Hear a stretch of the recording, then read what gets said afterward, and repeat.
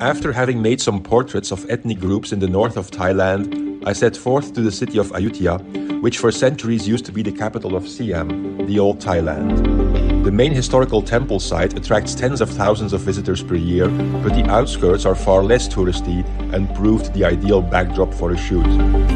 For this portrait of a martial arts artist, I started out with two lights. I underexposed the hard sunlight, but that also made the inside of the temple invisible, so I added a third flash inside of it. A makeshift smoke machine, actually a repurposed insecticide sprayer, added some haze. I always try to photograph the same scene with different focal lengths.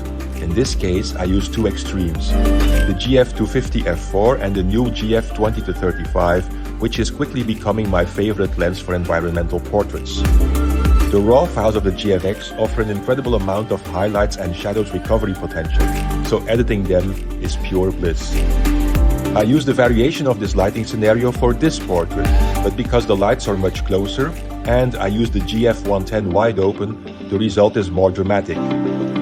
That shallow depth of field can also be used to create an out-of-focus foreground that helps to frame your subject, as this image shows. Always experiment with your lighting, your composition, and the focal lengths you use in your portraits.